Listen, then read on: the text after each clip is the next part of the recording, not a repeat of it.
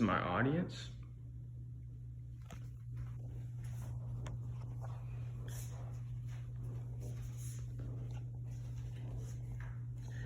Today I'm going to be explaining to you how concussions are involved with football and the new rules that are being put in place because of it.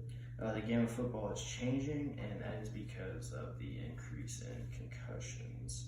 People need an explanation as to why football isn't as, quote, violent as it used to be. I believe if you were to watch film on older games, the very first Super Bowl, I wouldn't want to call the techniques sloppier, but coming from a football coach's perspective, I would say that 50 years down the road from the first Super Bowl, we look a lot better, we look a lot safer, and more athletic, putting your body in a less risky position. And that doesn't just go for a concussion, that goes for all injuries.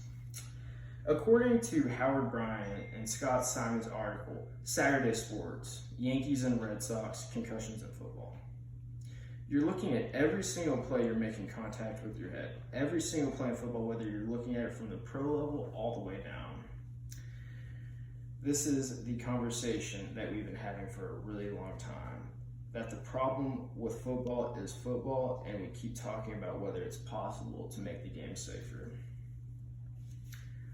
I played football for 11 seasons and coached for 2, and I personally suffered 2 concussions. Not only that, I've also witnessed concussions happen right in front of me on the field, and a lot of the symptoms that I witnessed some of my friends and teammates go through with their concussions.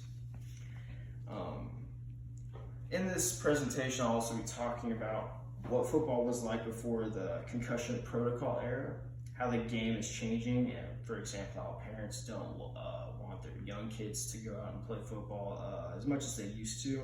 I'll be talking about the new regulations. And a lot of people ask, what kind of tackling causes a concussion?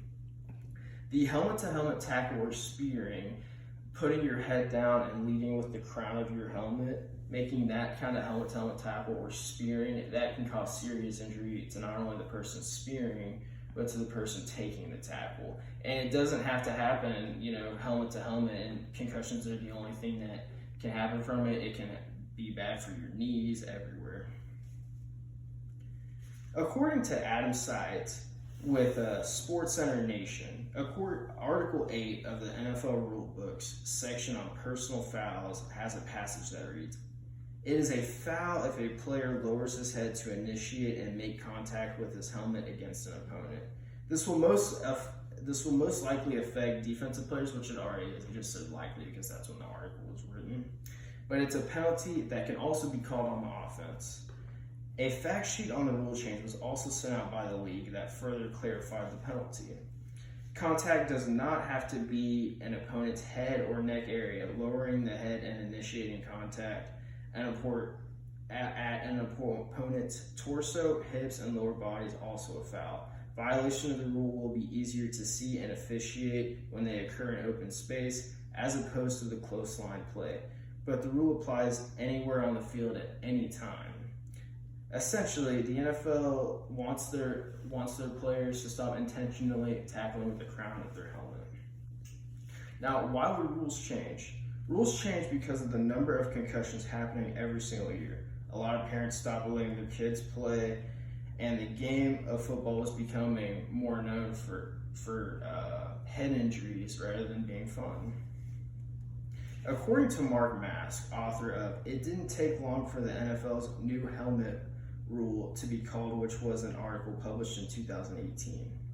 Players also can be ejected from a game or disciplined by the league with a fine or suspension of rigorous violations of the rule being the helmet-to-helmet rule.